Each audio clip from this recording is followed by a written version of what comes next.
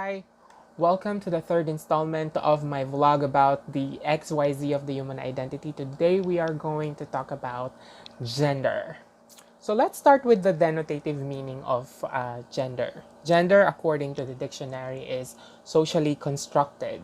These are roles and behaviors that a society typically associates with males and females. Remember, the operative words are society dictated norms. The dominance of either the male or the female figures in the environment that one grows in, which we refer to as patriarchy or matriarchy. So, what are the keywords here? The keywords are environment, culture, influence, behavior, and evolution.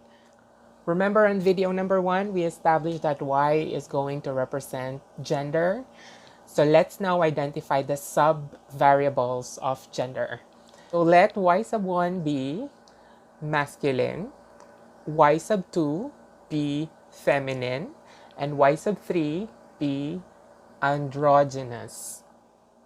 Let's talk about the difference between gender identity and gender expression.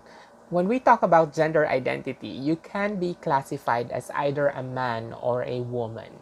But when we talk about gender expression, you can be classified as either feminine, androgynous, or masculine. It is actually a spectrum of expressions of behaviors, influences, environmental factors, cultural factors, etc. Let's take a look at the spectrum and cite some examples. 1. Korean idols in general are more feminine than American idols, but that doesn't mean that they are homosexual. 2. Scottish men who wear kilt when they play the bagpipes also doesn't equate to being homosexual. 3. Women who are in the bodybuilding sports, just because they have huge muscles, doesn't mean that they like women. 4. Strong women in the corporate world who wear pantsuits, and those who prefer short hair, which they rock impressively, by the way, aren't automatically in love with the same sex. I want to highlight the cultural factors and influences that affect our gender expression. Um, for example, in the Philippines, in the 90s, our televisions were flooded with Mexican novela. So our epitome of a real man is somebody like Sergio Santibañez, right? Somebody who's really macho with hair on his chest, and who plays sports. So that for us are the real men at the time. And for the women, we have Marimar, who dressed really sexy and in a very sophisticated way, very elegant, very pageant-like. So that's, something that women at the time really, and I think up to this time, want to achieve. And I remember at the time, men who wear pink or skirts weren't really considered masculine. It was until the early 2000s, if I'm not mistaken, when there was a campaign that says real men wear pink, that it started to be okay for men to wear the color pink. So that's why I'm wearing something pinkish today. But wearing skirt in public for men is still awkward up to this days, right? I remember in the 90s there was an attempt to make that a fashion trend.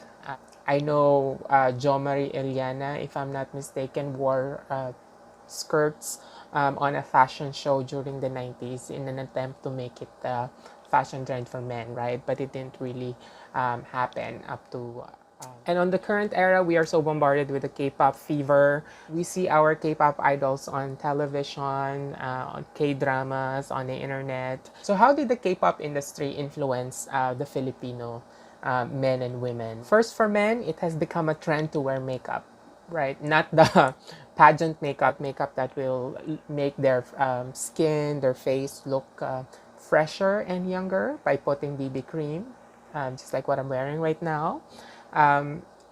Also, it has become normal for men to take really great care of their skin. They have several steps now for skincare routine, just like the women.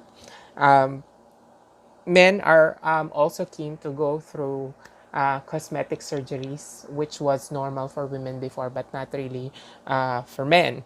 And then now, men also wear accessories. For example, these long earrings, dangling earrings that I'm wearing.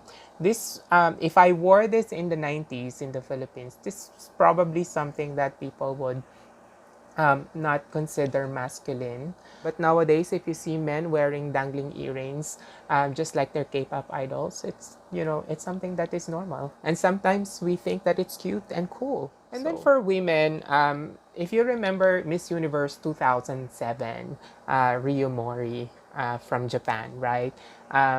During his farewell walk in 2008, rather than the traditional gown or dress that the winners wear during their farewell walk, she wore pants and a coat, right? Which is still sexy, but not very typical. Now let's talk about some social issues that are relevant to gender expression. Let's start with femme shaming. To those who are not familiar, femme shaming is common in the LGBT community. I actually call it a discrimination within an already marginalized and discriminated community, right? And you'd normally see it in dating apps or even in, you know, physical setups like bars or gatherings, right? When we say femme shaming, most of the time, the LGBT community members who consider themselves discreet or masculine sort of belittle or discriminate those who are feminine, and that is something that needs to stop.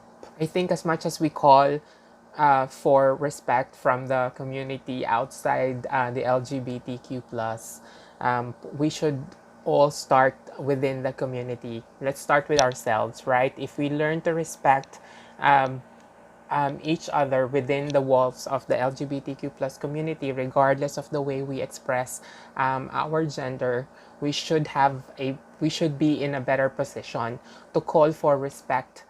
So the main goal of this video really is to destroy the boxes that our traditional society has dictated for us.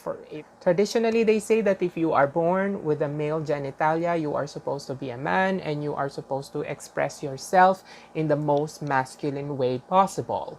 Similarly, if you were born with a female genitalia, then you are supposed to be a woman and there is no other way but to express yourself in the most feminine way possible. So we want to destroy those boxes.